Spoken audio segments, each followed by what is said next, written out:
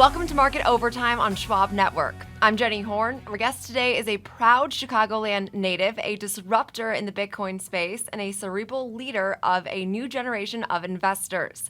With Bitcoin reaching new highs and institutional adoption rising, as well as, of course, this week, key legislation being passed, let's get into all things Bitcoin and welcome in Jack Mallers, co-founder and CEO of 21 and founder and CEO of Strike. Thanks so much for joining us on the Schwab Network, Jack. Proud Chicagoan. That's the first time I've been introduced as that. I'll take it. How are you? Thanks for having me. Thanks so much for being here. And of course, as a Chicago native myself, I had to throw that in there. But I love it. I know, I got to give Chicago some credit where credit is due. You've said, though, that Bitcoin is the technology that could make money better. And you've said previously, in comparison of money to water, which I loved that analogy. Talk to us, though, to start off broadly here about this idea of money versus currency and what we're really seeing right now, how that plays out in real time with Bitcoin. Yeah, well, taking a step back, I think people need to understand that money is the market good that you acquire not to consume it. And that sounds like economic literature, so let me explain. A cheeseburger I acquire to put in my belly and eat it to get calories. An airplane I acquire to fly me somewhere. A house I acquire to consume and live in it because I don't want to be homeless. But money, uniquely, I do not acquire to eat it, to fly it, to live in it. I actually acquire it to save it and then later exchange it for the things that I need. And that's not Bitcoin specific or dollar specific. Money is a technology that we invented, just like an airplane, to do a specific thing within the marketplace. It was to solve for barter. Like, Jenny, if you did this podcast and you had to barter, you'd go to Whole Foods and say, hey, I just recorded an episode with Jack and here's the audio. I'll take 2 ribeyes. And they say, I don't accept your podcast audio for steak. Sorry, go home. And so we invented money so that you can work really hard at Schwab Network and you get money in return for your time, your energy, your effort, your labor. And then you can save the money and then later exchange it for the things that you want in your life, like rent, like food, like gas, like travel. So in my opinion, Bitcoin is the latest technology to solve this problem that we call money, which is how can I exchange my effort, my work, my contributions to those around me and to the larger society in something that will persist through time. It won't get inflated. It won't get degraded. It's divisible. It's portable. And it's a large problem today because every major currency, including the US dollar now, is getting actively debased. The fiscal situation in America, we're living through one of the more challenging times in monetary policy. The Fed is, Jerome Powell's fired, they're not fired, and everyone's yelling at each other. And so whether you know it or not, you are a speculator. When you get up and you work hard for those around you in this world, it is a challenge to persist that effort through the future and bring it with you tomorrow. And so I carry the opinion that Bitcoin is the best in the world at performing what money is intended to be. And the last thing I'll say, you know, there's a such thing as a good airplane and a bad airplane. And I think all of us that have sat on one knows that. None of us want to get on a bad airplane because if you do, you might die. And that's the same thing with money. There's a such thing as a good one and a bad one. If you store your wealth in a bad one, it gets inflated, it gets debased. And when you go want to buy a house, want to buy a car, you realize you can't afford it. And so I really think that Bitcoin is the best money that we know. And it's the equivalent of I want to ride the best airplane. I want to live in the best house. It's a performance technology to solve a very specific problem. The airplane analogy just immediately got my mind turning because I have been on both a good and bad airplane, admittedly, and there's very key differences, as I'm sure you can relate as well. So really what then drives a lot of your focus then to say Bitcoin, say, is that of course, good airplane right now, money and traditional, like say the financial framework that we've been operating in for so long is more of that bad airplane. What's the key differentiation there? The biggest one, in my opinion, is no human should work for what another human can print. And this goes down to a very fundamental idea of scarcity, is that you hear the term hard money. You hear precious metal like gold referred to as hard money. What is hard? Hard is in reference to how hard is it to make more of it. And so the number one property is scarcity. And Bitcoin's the only instrument we've ever come across as humans, whether we found it like gold or whether we invented it like Bitcoin, that it doesn't matter the demand, it doesn't matter who you are, where you cannot make any more of it, period. It is as scarce as time. It's the first thing ever. So one is scarcity, is that it doesn't matter who you are, where you cannot print it. The next is divisibility. A good money should be able to measure something in the economy as small as a grain of sand and as large as a professional sports team. And Bitcoin can accomplish that. The other is portability. If I can't move it and I can't transact it, it becomes far less valuable. Bitcoin I can move anywhere in the world on my phone at zero cost. And then verifiability. Can I tell the difference between fool's gold and real gold? Can I tell the difference between counterfeit dollar and real dollar? Can I tell the difference between a Bitcoin and a fake Bitcoin? Yes, very trivially so. What about storing it? How expensive is it? Do I need a vault to store a large amount of Bitcoin? Do I need armed guards? Do I need a military? Do I need Fort Knox? No, I don't. Actually, I can store it in my brain. So money has very defined properties. Before fiat currency, before precious metals, we used things like shark teeth because shark teeth were scarce. It's very difficult to kill a shark and extract its teeth when all we had were bows and arrows and we were living in small civilization. But you evolve and you constantly find new tools and new technologies to solve this exact problem. And so Bitcoin fits the script for all of the properties money should carry. And we could argue this philosophically on Twitter, or we could look at the data and realize that that is exactly why it's been the best performing asset over the last 15 years. It's because when you have something where no amount of demand can increase the supply, then the new supply comes from the market. You have to go bid a higher price to find supply. If you want 100,000 Bitcoin, you're not going to find it at $120,000 per Bitcoin. You might find it at $250,000 per Bitcoin. And so it's actually these properties of the asset itself that drives its performance. And so the data kind of speaks to the quality of the money it's been. Yeah, so let's speak a little bit more about the performance of course, this entire asset class, because with now you being on the personal quest for the growing adoption of Bitcoin, of course, for years, now we're finally seeing legislation and the government start to really catch up. So what are your thoughts on some of the key pieces of legislation we've seen passed? I mean, the Genius Act has been huge. Stablecoins have also, I think, been hugely influential in challenging the traditional payment structure. And also just right now, there is still the back and forth of the upside downside to government being more involved, frankly, in this space. So curious your thoughts on that. Yeah, I mean, my broad mental model, I've been in Bitcoin for 13 years now.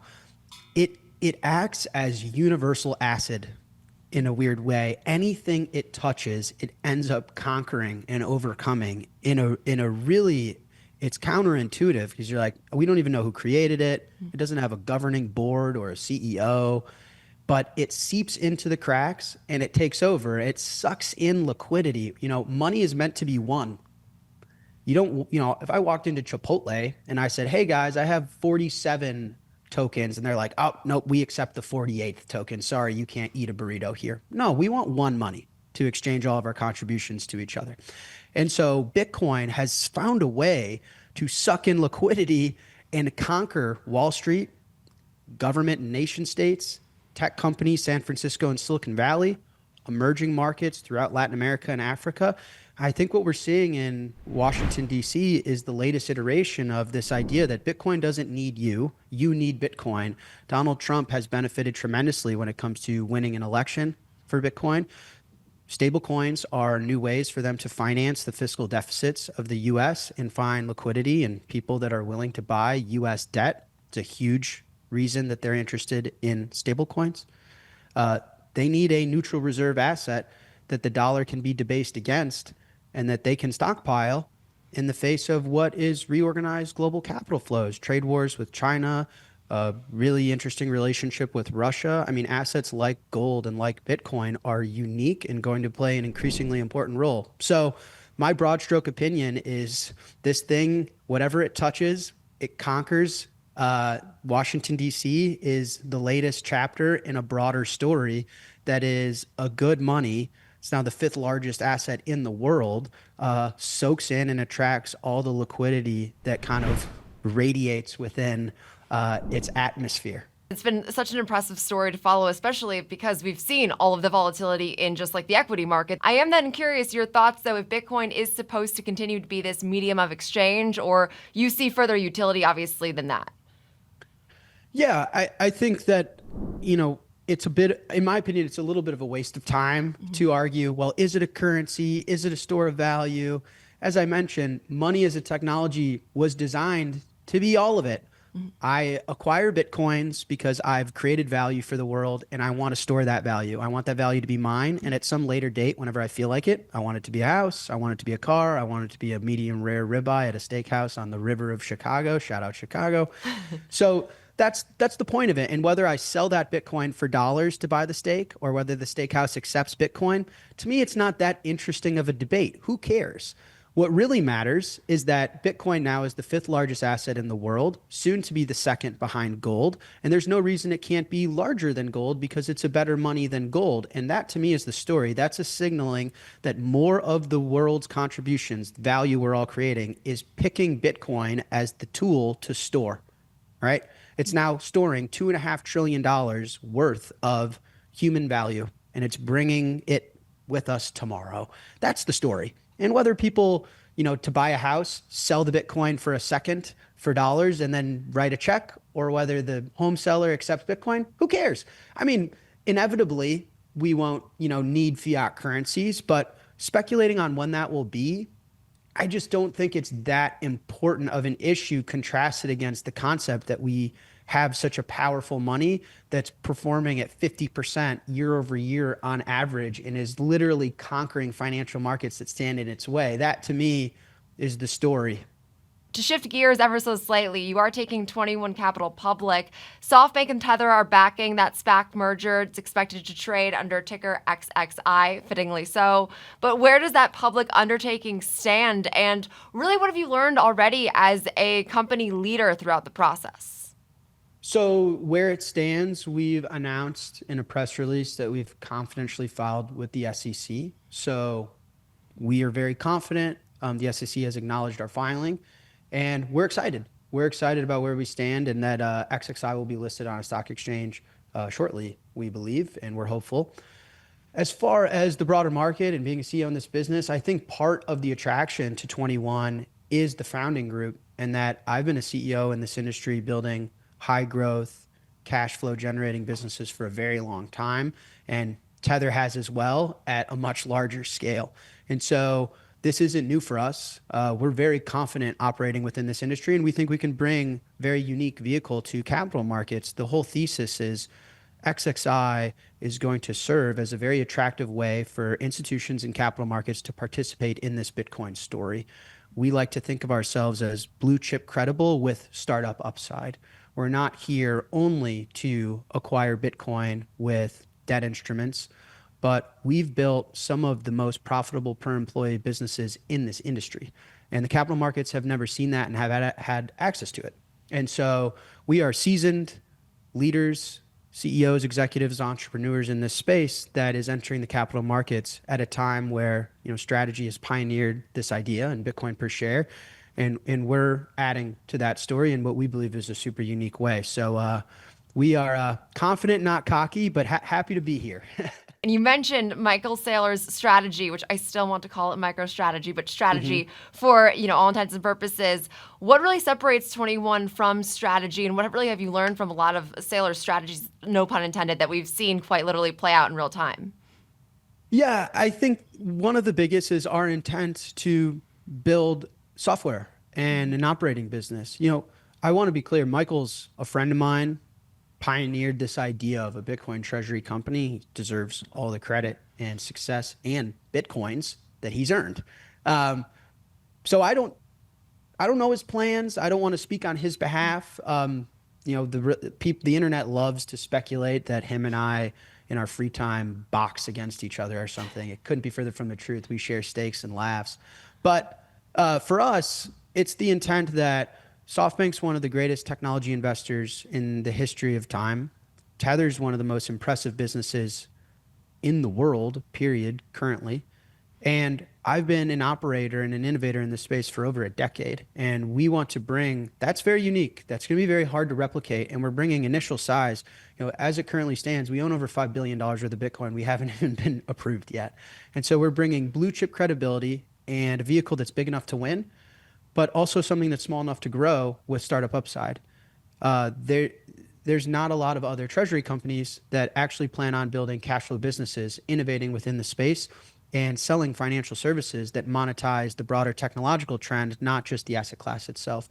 And we think the combination of the two is unique in how we would want Bitcoin represented in the capital markets. And maybe it isn't for everyone, but we think there's a very large market that wants both the ability to grow Bitcoin per share like a strategy, but also experience startup upside and future cash flows and operating execution that we've seen at Tether, that we've seen at Strike, that SoftBank has historically invested in. And that is what I think makes us unique.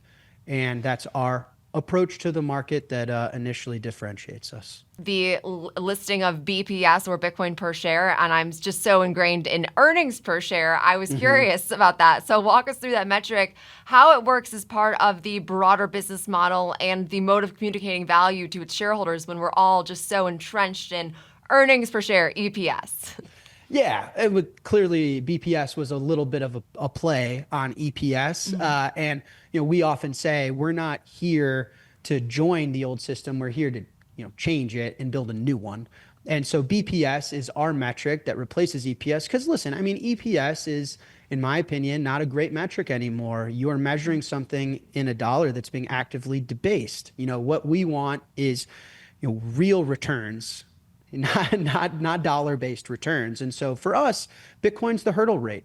Bitcoin's the best performing thing, and our shareholders want to get wealthier in Bitcoin terms, not in dollar terms. Because inflation's a vanity metric. They claim CPI is 3%. Well, 3% if you want to eat Caesar salads, live in your mom's basement, and just your only operational expense is Netflix. But if you want to buy a nice house, if you want to live a life worth living, inflation's not 3%. It depends on what you're measuring. And so EPS is, you got to discard that. And for us, for our shareholders, in a theoretical sense, let's say you invest and you buy a share of XXI and it's 0.05 Bitcoin per share. So we're measuring the Bitcoin on our balance sheet on a per share basis. We go out, we raise capital, we acquire Bitcoin, we launch new products, we sweep cash flows into our Bitcoin treasury. We bring SoftBank into the business and acquire $1 billion more of Bitcoin. That Bitcoin per share grows from 0.05 to 0.06 to 0.07. And our shareholders are not getting wealthier in dollar terms and having to measure that against the inflation that they're realizing in their life. They're getting wealthier in Bitcoin terms, which we believe is tremendously innovative to bring to capital markets. Is we're changing the denominator. We're changing the hurdle rate. We're changing what we're measuring success in. And we're measuring it in a money that can't be printed. And that's the best performer that you could possibly have in a portfolio. And so an XXI shareholder is someone that wants to get wealthier in Bitcoin, not necessarily in a melting ice cube of fiat. And we talk a lot about Bitcoin, and of course it is the largest of all of the various cryptos, but walk me through then the way you feel about, say, like an Ethereum. And I know Ethereum has lagged a bit, but I mean, still now definitely seeing some revival and interest in some of these altcoins. But I am curious about the relationship to some of these other crypto assets. The relationship is none. Yeah, I am what they would call a Bitcoin maximalist, although I've been around long enough where people should know Bitcoiners did not come up with that term. Vitalik Buterin, the creator of Ethereum, came up with that term as a diss. It was slander against us Bitcoiners, and we kind of accepted it as a compliment. But to make, a long story short, I believe that Bitcoin is the only money in this crypto industry. Everything else is a technology that's trying to decentralize dentistry or decentralized art and NFTs. And that's all fine and great. I personally don't see the value accrual narrative to these coins and tokens. I honestly believe that they are technologies where a founding group can print a lot for themselves and then they pay influencers and other ways to monetize it by selling it to retail. I consider it an arbitrage on the trend. But even if you were to give the benefit of the doubt to these technologies and say, man, what if one of these technologies did become the next Apple computer? Well, Apple computer is worth about $3 trillion. It's worth about as much as Bitcoin is today. For me, Bitcoin is going after being a hard sound money in society, which gold is already worth over $20 trillion. And the market size for humans that are storing value is about $400 to $500 trillion in purchasing power today. So I think Bitcoin is an order of magnitude larger in its ambition, larger in its scope. The problem it's trying to solve is far more larger. Like if you were to say Ethereum is going to accomplish everything that Amazon has and a little more, which I would say there's no chance. And I haven't seen any evidence that they will come even close, but let's say they will. You're talking about, okay, a $2 trillion technology. And for us at 21, it's seeing the forest through the trees, is that everyone seems to be distracted by thousands of altcoins and a plethora of things that, influencers like Justin Bieber are tweeting to their followers about NFTs and stuff. And it's stay laser focused on the opportunity, which is humanity's come across the greatest money that we've ever seen. And capital markets need access to it. People need financial services. And there's still so much growth left in an asset class like this that hasn't even, I don't even think a percent of the world has realized its potential. But yeah, I believe you have said you could see Bitcoin to, a million. I've seen some of your targets by 2026 that are clearly far above where we are currently trading, finally breaching that $120,000 level. So what are the risks to get there? What do you see as like the next leg of catalysts to reach? Hopefully some just mass information for the broader person that doesn't really know a lot about this space, but also to achieve, say, $1 million. Yeah, well, as a future public company officer, being careful here and not making explicit price predictions, what I will say is I think the very simple mental model to use in Bitcoin is that Bitcoin equals fiat liquidity plus technology. It's a very simple idea that if you believe technology will continue to improve the world and that the story of humanity is engineering a better world, and you believe that there's going to be more fiat existing in the future than there is today, governments and central banks will continue to print money and run deficits. Bitcoin is the best way to express that idea. It's the best way to monetize that future. And so for me, Bitcoin's price appreciation is largely centered around is the technology continuing to innovate and disrupt existing industries, and our governments and central banks continuing to debase currency and print money. Bitcoin's been the best expression of currency debasement. It's been the best barometer or index for fiat liquidity globally. Over the next 12 to 18 months, I see a lot more fiat liquidity. We've heard that the Genius Act unlocks $3.5 trillion worth of liquidity from banks and capital accounts at the Fed. We know Fannie Mae and Freddie Mac wants to come back into the private markets. We know that there's over $7 trillion in money market funds. And people have to remember that prices are set at the margin. If someone wants to buy one Bitcoin and no Bitcoiner is willing to sell them a Bitcoin unless it's $500,000 per Bitcoin, well, guess what? The price of Bitcoin is now $500,000. And what people have to remember is that with such a scarcity, with such an asset that carries such scarce dynamics, no amount of demand can create more supply. If everyone wanted an iPhone, Apple can just make more iPhones. That's why the price is not as volatile and as surprising to the upside, because they can make more. If everyone wants a Bitcoin, we can't make any more. And so to get your Bitcoin, you have to go higher in the market. Hey, is there enough Bitcoin for me at 120,000? No. How about 130? How about 140? How about 150? And so prices are set at the margin. And so if we see $10 trillion of liquidity in the US financial system alone, not to mention economies like China, Japan, that are equally in trouble or sometimes more, I think that the scarcest asset in the market will have a very violent reaction to the upside, and the marginal price that we'll see could be very high. That's typically how this asset responds to global liquidity. Okay, and so speaking on that global liquidity, before we let you go, we just had the big, beautiful bill, as it's been called, of course, passed. We know that debt levels right now are hugely a concern. The bond market has also been a mess this year, as well as just U.S. dollar weakness. All of these macro elements. Yeah, I think Bitcoin brings back common sense, fundamentals, logic to an industry that's gotten immensely complex. In order to retain your purchasing power, you used to have to get your paycheck, open your brokerage account, and understand what did the Japanese central bank monetary policy say, and what's the Fed's expectation of rate cuts in 19 months. You don't have to do that anymore. The idea is pretty simple. The U.S. is in a tremendous amount of debt. Traditionally, there's two options for us normal folk. One, you could pay it back like an honest person. Two, you could call your buddy and say, I default. I'm sorry. I hope you'll still be my friend, but I can't afford to pay it back. Now, the U.S. government conveniently has a third option that none of us do. They can print what they owe. They can devalue the debt itself. And so if it's a multiple choice question, it's pretty obvious which one you circle, the latter. they're going to continue to debase and print what they owe. The United States of America cannot default, and they also mathematically cannot afford to pay the debt back. And so no matter how you slice it, no matter how many economics classes you take at Harvard, the reality is they're going to find ways to print more money, to increase the liquidity and debase the dollar. And for that reason, the 60-40 portfolio is going to increasingly look bleak. Bonds are going to continue to perform poorly.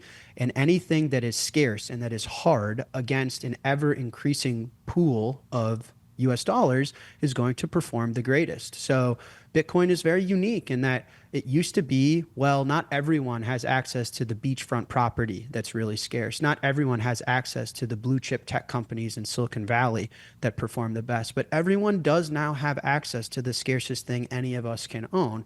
And so my thesis again is very simple, common sense, logic, bringing things back to 2 + 2 = 4 is there's no other way out except devaluing the currency.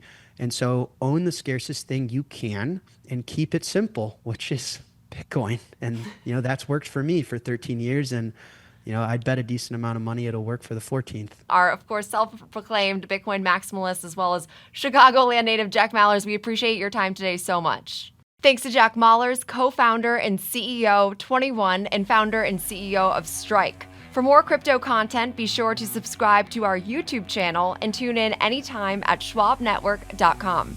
I'm Jenny Horne. Thanks for watching.